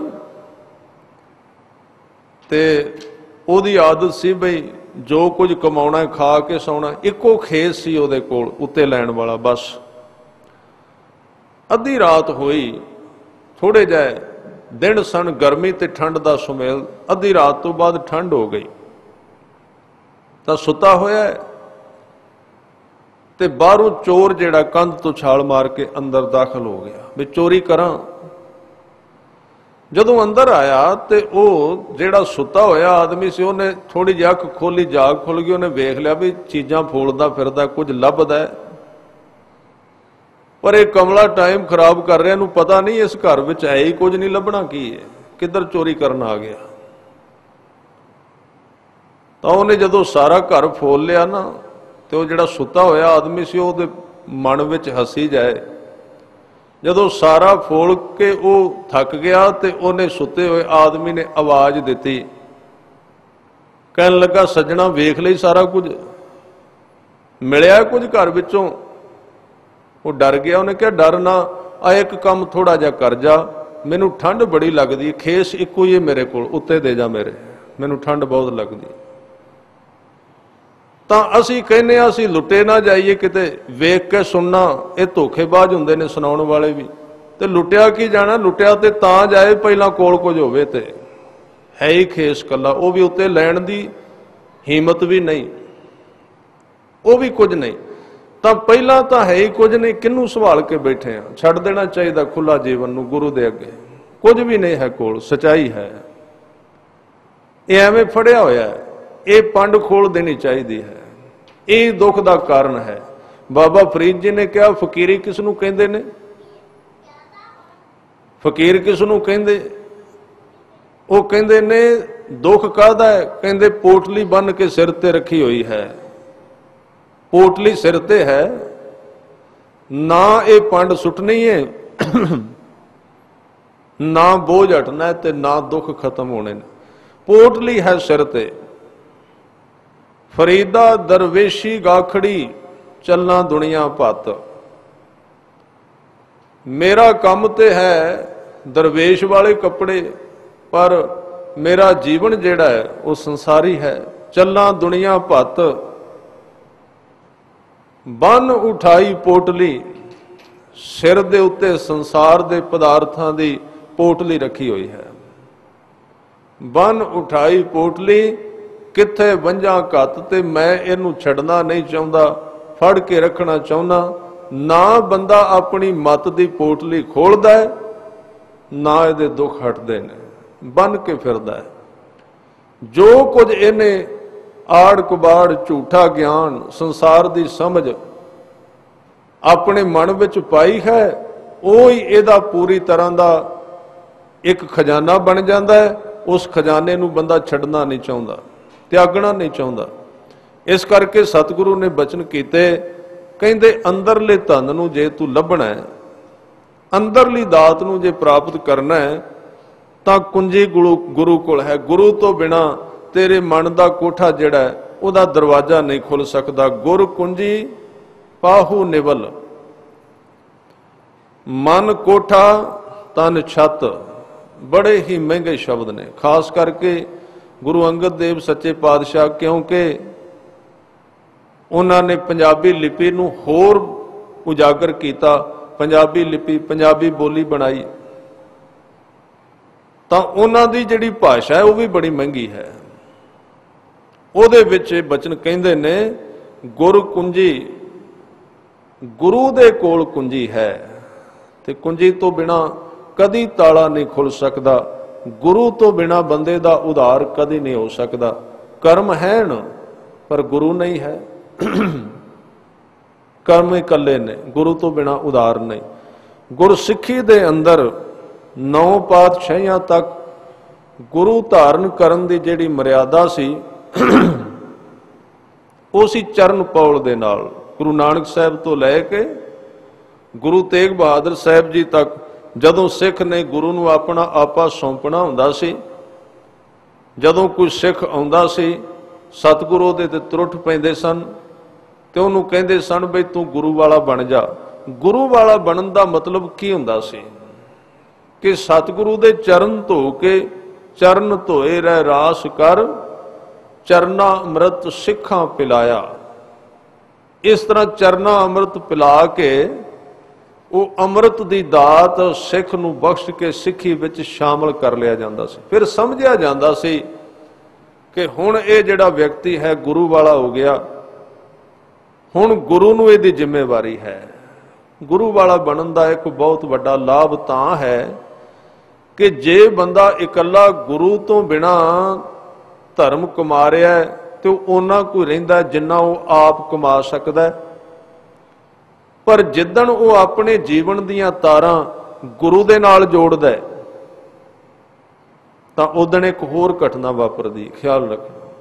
ਇਸ ਲਈ ਉਹਨੂੰ ਕਹਿੰਦੇ ਨੇ ਗੁਰਸਿੱਖ, ਯਾਨੀ ਕਿ ਉਹ ਸਿੱਖ ਜਿਹਦੀ ਜ਼ਿੰਦਗੀ ਦੇ ਵਿੱਚ ਹੁਣ ਗੁਰੂ ਵੀ ਆ ਗਿਆ, ਹੁਣ ਉਹ ਇਕੱਲਾ ਸਿੱਖ ਨਹੀਂ ਹੈ। ਜਿੱਦਣ ਬੰਦਾ ਪੂਰੀ ਤਰ੍ਹਾਂ ਸਿੱਖ ਬਣ ਜਾਏ, ਗੁਰੂ ਨੂੰ ਆਪਣਾ ਆਪ ਸੌਂਪਦਾ ਤਾਂ ਉਸ ਦਿਨ ਸਚਾਈ ਇਹ ਹੈ, ਜਿਉਂ-ਜਿਉਂ ਗੁਰੂ ਨਾਲ ਸੰਪਰਕ ਕਰੇਗਾ ਫਿਰ ਆ ਜਪ ਤਪ ਆਪਣੇ ਵਾਲੇ ਤੇ ਛੋਟੇ ਹੀ ਰਹਿ ਜਾਂਦੇ ਨੇ। ਗੁਰੂ ਨੇ ਕਿੰਨਾ ਜਪ ਕੀਤਾ, ਕਿੰਨਾ ਤਪ, ਕਿੰਨਾ ਸ਼ਬਦ ਕਮਾਇਆ, ਗੁਰੂ ਵਿੱਚ ਕਿੰਨੀ ਸ਼ਕਤੀ ਹੈ। ਬਸ ਸੰਬੰਧਿਤ ਹੋਣ ਦੀ ਦੇਰ ਹੈ। ਗੁਰੂ ਦੀਆਂ ਜਿੰਨੀਆਂ ਸ਼ਕਤੀਆਂ ਸਾਡਾ ਸਰੀਰ ਝੱਲ ਸਕਦਾ ਹੈ ਉਨੀਆਂ ਉਸੇ ਵੇਲੇ ਆਉਣੀਆਂ ਸ਼ੁਰੂ ਹੋ ਜਾਂਦੀਆਂ। ਅਸੀਂ ਕਹਿੰਦੇ ਹਾਂ ਗੁਰੂ ਸਾਨੂੰ ਬਖਸ਼ਿਸ਼ ਕਰਦਾ ਨਹੀਂ। ਸਚਾਈ ਇਹ ਹੈ ਕਿ ਗੁਰੂ ਤਾਂ ਟਰਾਂਸਫਾਰਮਰ ਹੈ, ਬਖਸ਼ਿਸ਼ ਤੇ ਉਹਦੇ ਕੋਲ ਬਹੁਤ ਪਈ ਹੋਈ ਹੈ। ਪਿੱਛੋਂ ਜਿਵੇਂ ਲਾਈਟ ਆਉਂਦੀ ਏ ਤੇ ਕਿੰਨੀ ਬੜੀ ਤੇਜ਼, ਬੜੀ ਪਾਵਰ ਵਿੱਚ, ਅੱਗੇ ਹੁਣ ਬਲਬ ਜਗਾਉਣਾ ਤੇ ਬਲਬ ਨੂੰ ਚਾਹੀਦੀ 100 ਵਾਟ, ਥੋੜੀ ਜਿਹੀ ਲਾਈਟ ਚਾਹੀਦੀ। ਤਾਂ ਜੇ ਤੁਸੀਂ ਸਿੱਧੀ ਉਹਨੂੰ 33 kV ਨਾਲ ਜੋੜ ਦਿਓ, ਫਿਊਜ਼ ਹੋ ਜਾਏਗਾ, ਖਤਮ ਹੋ ਜਾਏਗਾ, ਸਾੜ ਕੇ ਰੱਖ ਦੇਗਾ। ਗੁਰੂ ਕੋਲ ਬਖਸ਼ਿਸ਼ ਦਾ ਕੋਈ ਅੰਤ ਨਹੀਂ, ਬਰਕਤਾਂ ਦਾ, ਰਹਿਮਤਾਂ ਦਾ, ਸ਼ਕਤੀਆਂ ਦਾ, ਮਨ ਦੇ ਟਿਕਾਵ ਦੇਣ ਦਾ ਕੋਈ ਵੀ ਖਜ਼ਾਨਾ ਘੱਟ ਨਹੀਂ। ਹੁਣੇ ਟਿਕਾ ਸਕਦਾ 1 ਮਿੰਟ ਵਿੱਚ, ਪਰ ਆਪਣੇ ਬਲਬ ਬਲ ਵਿੱਚ ਝਾਤੀ ਮਾਰ ਲੈਣੀ, ਉਹਦੇ ਵਿੱਚ ਸਮਰੱਥਾ ਕਿੰਨੀ ਕੁ ਹੈ। ਥਾਂ ਤਾਂ ਬਣੀ ਨਹੀਂ ਉਸ ਬਖਸ਼ਿਸ਼ ਨੂੰ ਟਿਕਾਉਣ ਵਾਸਤੇ। ਇਸ ਕਰਕੇ ਸਿੱਖੀ ਦੀ ਘਾਲਣਾ ਰੱਬ ਨੂੰ ਮਿਲਣ ਵਾਸਤੇ ਨਹੀਂ, ਬੰਦੇ ਦੀ ਗਰਾਊਂਡ ਤਿਆਰ ਕਰਨ ਵਾਸਤੇ ਹੈ। ਕਿ ਬਖਸ਼ਿਸ਼ ਨੂੰ ਟਿਕਾਉਣਾ ਕਿੱਥੇ ਹੈ? ਬਖਸ਼ਿਸ਼ ਥੋੜੀ ਘਾਲਣਾ ਨਾਲ ਮਿਲਦੀ ਹੈ। ਕੋਈ ਬੰਦਾ ਬੜਾ ਵੱਡਾ ਜਪੀ ਤਪੀ ਹੋਵੇ ਤਾਂ ਇਹ ਦੋ ਚੀਜ਼ਾਂ ਇਕੱਠੀਆਂ ਚੱਲਦੀਆਂ ਨਾ। ਇੱਕ ਪਾਸੇ ਗੁਰੂ ਸਾਹਿਬ ਕਹਿੰਦੇ ਤੇਰੀ ਮਿਹਨਤ ਨਾਲ ਰੱਬ ਨੇ ਨਹੀਂ ਮਿਲਣਾ, ਇੱਕ ਪਾਸੇ ਕਹਿੰਦੇ ਨੇ ਮਿਹਨਤ ਕਰ। ਤੇ ਬੰਦਾ ਭੁਲੇਖੇ ਵਿੱਚ ਪੈ ਜਾਂਦਾ ਵੀ ਜੇ ਮਿਹਨਤ ਨਾਲ ਨਹੀਂ ਮਿਲਣਾ ਫਿਰ ਮਿਹਨਤ ਕਰਾਂ ਕਿਉਂ, ਫਿਰ ਲੋੜ ਕੀ ਹੈ। ਤੇ ਜੇ ਗੁਰੂ ਕਹਿੰਦੇ ਨੇ ਮਿਹਨਤ ਕਰ ਤੇ ਇਹਦਾ ਮਤਲਬ ਮੇਰੀ ਮਿਹਨਤ ਨਾਲ ਮਿਲਣਾ। ਇਹ ਦੋਵੇਂ ਗੱਲਾਂ ਗਲਤ ਨੇ, ਧਿਆਨ ਰੱਖਣਾ। ਜਿਹੜੀ ਸਿੱਖ ਦੀ ਮਿਹਨਤ ਹੈ ਨਾ, ਉਹ ਅੰਮ੍ਰਿਤ ਵੇਲੇ ਉੱਠੇ, ਗੁਰਦੁਆਰੇ ਜਾਏ, ਬਾਣੀ ਪੜ੍ਹੇ, ਪਾਠ ਕਰੇ, ਸਿਮਰਨ ਕਰੇ, ਸੇਵਾ ਘਾਲਣਾ ਸਾਰੀ। और हदायत कर दी तू जरूर करनी। ਇਹ ਘਾਲਣਾ ਇਸ ਵਾਸਤੇ ਨਹੀਂ ਵੀ ਇਸ ਘਾਲਣਾ ਦੇ ਬਦਲੇ ਉਹਨੂੰ ਗੁਰੂ ਦੀ ਬਖਸ਼ਿਸ਼ ਮਿਲ ਜਾਏਗੀ, ਨਹੀਂ।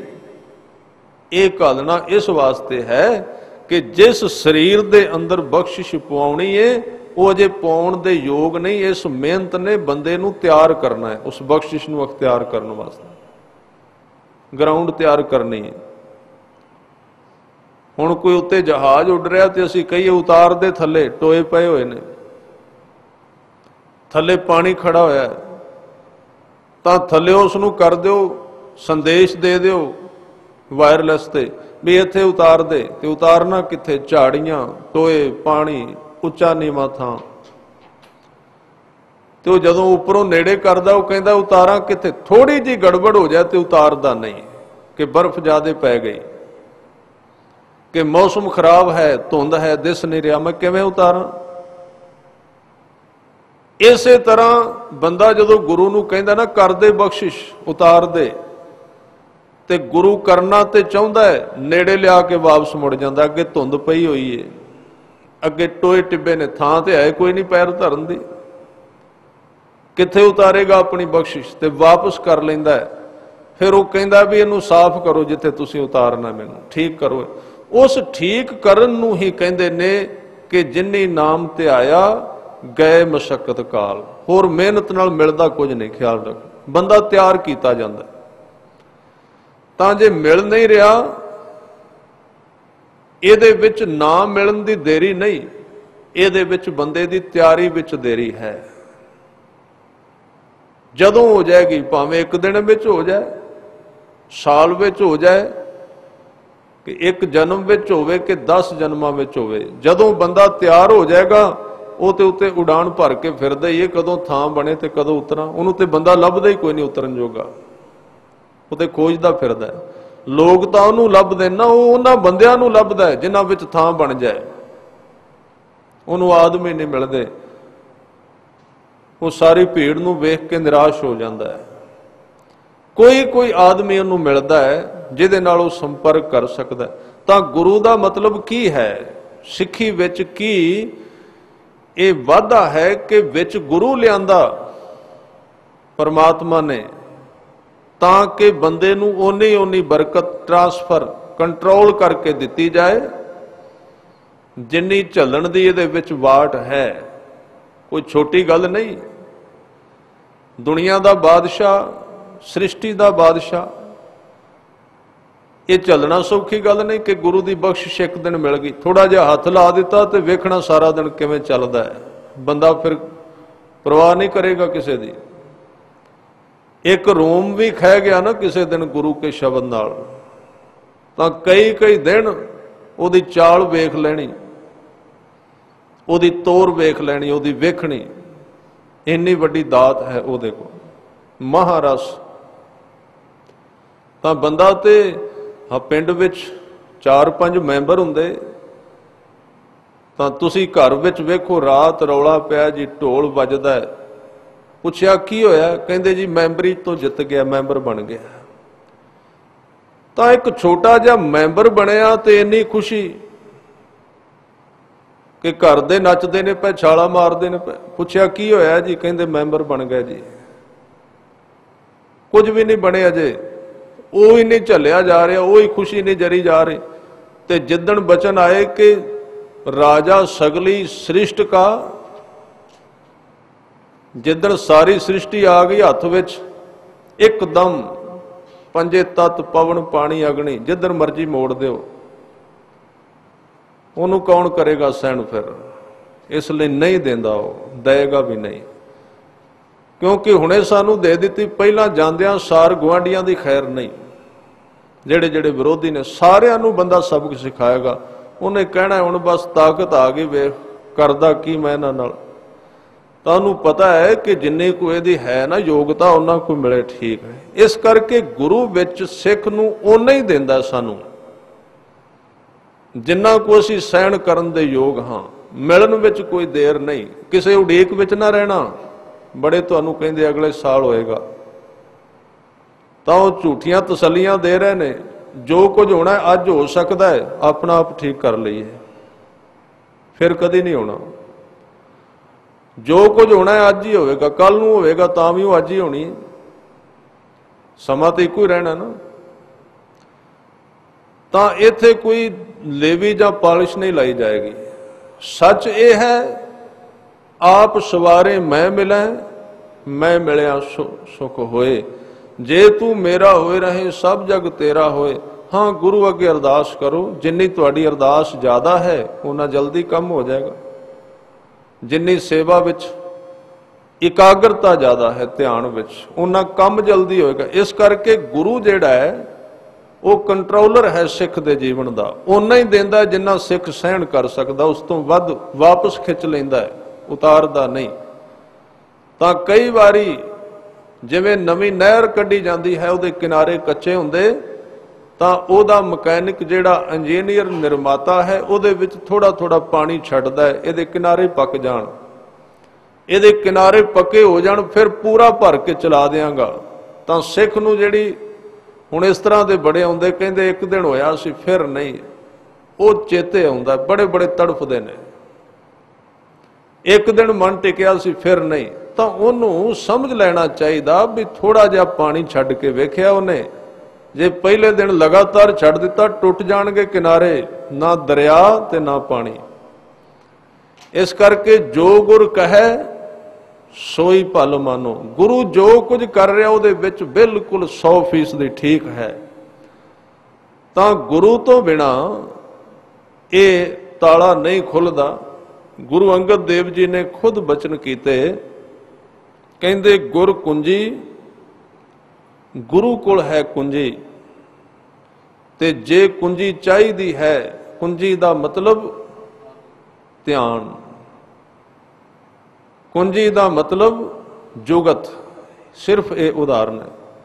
ये चाबी दा अर्थ ये नहीं किते जांदियां दुकान तो तुसी उहनूं कहो भी जिहड़ी अज कथा विच कुंजी दी गल चल रही सी है तेरे कोल, तां इहनूं ठीक करना पएगा, वो नहीं कुंजी। तां होर जिन्ने भी ज्ञान ने साडे कोल है वो कुंजियां वर्गे, चाबियां वर्गे, पर उन्हां नाल खुलदा कुछ नहीं, खुलदा नहीं। इसलिए कहंदे ने कोई बजुर्ग सी, सारी उम्र उन्हें धन कमाया, कई करोड़ जमा करा दिता, जायदाद बनाई, तां जदों बजुर्ग हो गया, पुत्र पोतरे वड्डे हो गए, तां एक दिन उन्होंने चाबी खो लई खजाने दी। खो ही लेंदे ने आम तौर पर, उम्मीद ना रखना। ते जे किसे नाम ही खोई, मौत ने तो खो ही लैनी है ना। चलो परिवार वाले नाम ही खोणगे। कई कहंदे जी बड़ा सुख है, अजे तक सारे आग्याकारी ने। आग्याकारी का मतलब तुहाडे तो चाबी नहीं खोई, वो ये तो आग्याकारी है, मौत थोड़ी आग्याकार होनी है, उन्हें तो खो ही लैनी है। तो उन्होंने की कीता, उन्होंने कहा भी तुसी हुण पासे हटो, बड़ी उम्र हो गई, चाबियां खो लईआं। चाबी खो लई तो पहला जदों जिहड़ा आउंदा सी ना उहनूं मिलण वास्ते बजुर्ग नूं चाबी सराणे रख के बहिंदा सी भी अजे मेरे कोल ने चाबियां। वो खो लई जदों तो हुण बड़ी मुसीबत आ गई। लोग तो फिर आउंदे सी, फिर वो पुछणगे हुण चाबी कित्थे गई। तो उन्हें 5-7 चाबियां बनवाइयां, होर 5-7 चाबियां। एक दिन कोई आया तो जदों कोई आउंदा सी चाबियां खड़काउंदा सी भी मेरे कोल है। एक दिन कोई लोड़वंद आ गया, उन्हें कहा बापू थोड़ी जी माया ही कढ़ दे, चाबियां बड़ियां ने तेरे कोल, लोड़ पै गई, थोड़ा जिहा दे उधार। तो उन्हें नेड़े बुलाया, कहन लगे दसी ना किसे नूं, ये जिहड़ियां चाबियां ने ना हैन बड़ियां, चमकदियां बड़ियां ने, लगदी इन्हां विचों कोई भी नहीं उस जंदरे नूं, लगदी कोई नहीं। लगन वाली कित्थे गई? कहन लगे लगन वाली तो लै गए खो के। ये क्यों रखियां ने? कहन लगे विखाउण वास्ते रखियां ने, ये कोई नहीं लगदी इन्हां विचों। जिन्नियां चाबियां साडे कोल हैन बड़ियां, ये भी साडे कोल है, ये भी है। कल एक बड़े वड्डे सज्जण दा मैनूं फोन आया सी, तां 5 मिनट तक उन्होंने अवार्ड गिणे कि जेड़े जेड़े CM बनते रहे ने उन्होंने मैनूं ये अवार्ड दिता है। सुन लेना उन्होंने, गुस्सा ना करना, ये गल चली जाएगी उन्होंने कन्नां तक। ਇਹ ਰਾਸ਼ਟਰਪਤੀ ਨੇ ਦਿੱਤਾ ਹੈ ਅਵਾਰਡ, ਇਹ ਉਹਨੇ ਦਿੱਤਾ ਹੈ। ਮੈਂ ਕਿਹਾ ਹੁਣ ਤੁਸੀਂ ਅਜੇ ਤੱਕ ਮੇਰੇ ਸਾਹਮਣੇ ਨਹੀਂ ਆਏ, ਮੈਂ ਪੁੱਛਣਾ ਚਾਹੁੰਦਾ ਗੁਰੂ ਗ੍ਰੰਥ ਸਾਹਿਬ ਨੇ ਵੀ ਦਿੱਤਾ ਅਵਾਰਡ ਕੋਈ, ਕਿ ਸਾਰੇ ਇਹਨਾਂ ਨੇ ਦਿੱਤੇ ਨੇ? ਜੇ ਉਹ ਹੈ ਤੇ ਦਿਖਾਓ। ਸ਼ਬਦ ਨਹੀਂ ਹੈ ਕੋਲ ਤਾਂ ਕਿਵੇਂ ਹੋਏਗਾ? ਇਹ ਅਵਾਰਡ ਤੇ ਕਾਗਜ਼ਾਂ ਵਿੱਚ ਹਨ, ਕੀ ਸਵਾਰ ਸਕਦੇ ਆਦਮੀ? ਤੇ ਚਾਬੀਆਂ ਬਹੁਤ ਨੇ, ਪਰ ਉਹ ਚਾਬੀਆਂ ਲੱਗਦੀਆਂ ਨਹੀਂ ਜੀਵਨ ਦੇ ਇਸ ਤਾਲੇ ਨੂੰ, ਜ਼ਿੰਦਗੀ ਨੂੰ ਨਹੀਂ ਖੋਲ ਸਕਦੇ। ਤਾਂ ਉਹ ਤਾਲਾ ਹੈ, ਉਹ ਚਾਬੀ ਹੈ ਗੁਰੂ का शब्द। गुरु के शब्द तो बिना जीवन का कोश नहीं खुलता, अमृत का खजाना नहीं खुल सकता, ਉਹਦੇ ਤੋਂ ਬਿਨਾ कभी कोई तृप्त नहीं होया। इस करके कुंजी है गुरु कोल। गुर कुंजी मैं गल कर रहा सी, एक गल विच रह गई, किते भुलेखा बनया रहे कि चरना अमृत सी 9 पातशाहियां तक। 10वें पातशाह ने चाबी का तरीका बदल दिता है। उन्होंने कहा 5 होणगे गुरु ग्रंथ साहिब की हजूरी विच, इत्थे चाबी दिती जाएगी। हाँ, चाबी जेब विच पा के ना फिरना, दसिया जाएगा इनू खोलना है, जपना इसनू, तां खुल जाएगा उस शब्द दे नाल सुख दा दरवाजा। जे उन्नू कमाया गया, जे नहीं कमाउंदे, कली चाबी अपने आप ते जेब विचों निकल के जंदरे नू लगणों रही। उहदे विच तां यतन बड़ा करना पैंदा है, जुगत वेखणी पैंदी है। कई बारी ताला कई बारी खुलदा भी नहीं, बहुत यतन। ते गुरु का शब्द है कुंजी। पाहू, पाहू दे अर्थ ने भा, पा दा अर्थ है प्रभाव। जिवें किसी चीज नू जंगाल लग जाए। निवल, इस मन नू एक जंदरा लगा है, जिन्नू ताले नू जंगाल लगा होया है, सीधा भी नहीं खुलदा। बजर कपाट ना खुलनी, गुर शब्द खुली जाए। कई बारी जंगालिया जाए तो कहंदे इहदे उत्ते मिट्टी दा तेल पा दिओ, अजे नहीं लगनी चाबी, तां सीधा फोन ते ना क्या करो, लग जाए ध्यान, जंगाल पिया होया है। इत्थे आओ, पहला तेल पेगा मिट्टी दा, जंगाल उगलेगा विचों। सीधा ना खोलना, इसनूं टुट भी सकती चाबी। संगत विच नहीं आउणे, टाइम नहीं मिलता, टाइम टेबल नहीं सैट बैंदा, फिर की करिए? फिर तुसी मौज करो, फिर नहीं हो सकता। तां टाइम तां देना ही पेगा साध संगत विच। ये वो थां है जिथे इस धरती तो लैके परलोक तक दियां सारियां दातां पईयां होईयां। ये बंदे दी समर्थ है, वो लेना चाहता है कि नहीं। तां कर सकते हो गल वैसे फोन ते भी, पर जे कुछ पाउणा है तां इत्थे मिट्टी दा तेल पा के बहना पएगा, समा लाउणा पएगा, वैसे नहीं होएगा, सीधा नहीं हुंदा। तां सतगुरु ने कहा इहनूं जंगाल लगा है माया दा। मन कोठा, मन जिहड़ा कोठा है तन